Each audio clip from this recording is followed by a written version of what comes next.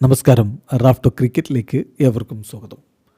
ഇന്ന് കൊൽക്കത്തയിലൊരു തീപ്പൊരി പോരാട്ടമാണ്. KKR-ഉം LSGയും തമ്മിൽ നേരെ ഏറ്റുമുട്ടുന്നു. പലപ്പോഴും ഈഡൻ ഗാർഡൻസിലെ ഈ കളി വരുമ്പോൾ വേറൊരു വൈബ് ഉണ്ടാവാറുണ്ട്. അത് സംഭവിക്കുമോ എന്നുള്ളത് എല്ലാവരും ഉറ്റുനോക്കുകയാണ്.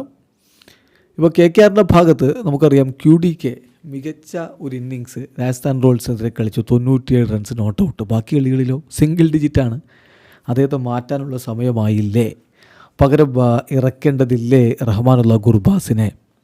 അതോടൊപ്പമുള്ള മറ്റൊരു പ്രധാനപ്പെട്ട ചോദ്യം, മോയിൻ അലി കഴിഞ്ഞ കളി SRH-നെതിരെ ബൗൾ ചെയ്തിട്ടില്ല. അപ്പോൾ അദ്ദേഹം തുടരുമോ? അദ്ദേഹം തുടരുകയാണെങ്കിൽ ഒരു പക്ഷേ സ്പെൻസർ ജോൺസൻ്റെ സ്ഥാനത്ത്, അതായത് ആ സ്ഥാനത്ത് ബാറ്റ് ചെയ്യാൻ വരുമെന്നല്ല, ആ ഒരു വിദേശ സ്ലോട്ട് അദ്ദേഹം ഉപയോഗപ്പെടുത്തി ഇറങ്ങാനുള്ള സാധ്യതയുണ്ട് എന്നുള്ളത് നമ്മൾ ശ്രദ്ധിക്കേണ്ടതാണ്. അതോടൊപ്പം തന്നെ അത് പിച്ച് കണ്ടീഷൻ അനുസരിച്ചാണ്. അതോടൊപ്പം തന്നെ നമ്മൾ മനസ്സിലാക്കേണ്ട മറ്റൊരു കാര്യമുള്ളത് ആന്ധ്ര റസലിൻ്റെതാണ്.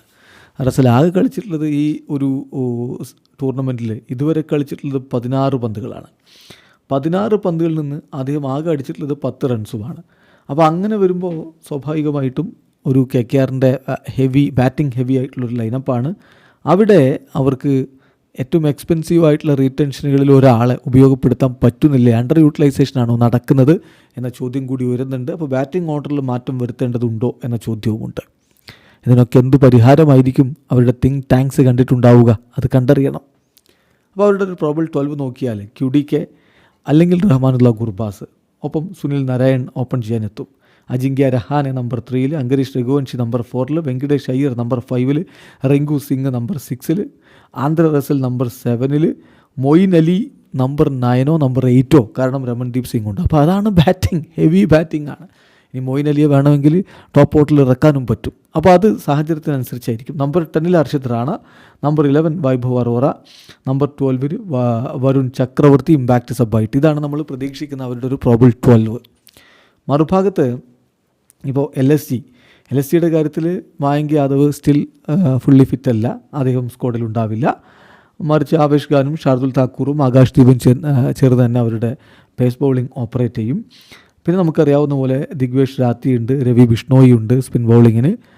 അതോടൊപ്പം അവർ അബ്ദുൽ സമദിനെയോ ഷഹബാസ് അഹമ്മദിനെയോ കൂടി ഉപയോഗപ്പെടുത്തിയേക്കും according to the pitch condition. അപ്പോൾ അവരുടെ ഒരു പ്രോബബിൾ 12-ലേക്ക് പോയാൽ Aiden Markram, Mitchell Marsh opening, Nicholas Pooran number 3-ൽ, നമ്പർ 4-ൽ ഋഷഭ് പന്ത്. പന്തിൻ്റെ ഫോം ഒരു പ്രശ്നമാണ്. അദ്ദേഹം ഇന്നത് തിരികെ പിടിക്കുമെന്ന പ്രതീക്ഷയിൽ ആരാധകർ കാത്തിരിപ്പാണ്.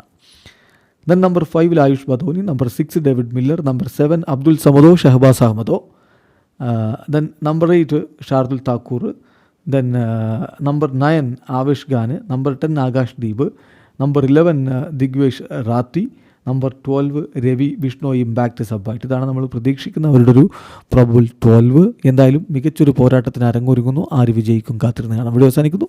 ക്രിക്കറ്റ് ലോകത്തെ കൂടുതൽ വിശേഷങ്ങളുമായി റാഫ്റ്റോക്സ് എത്താം.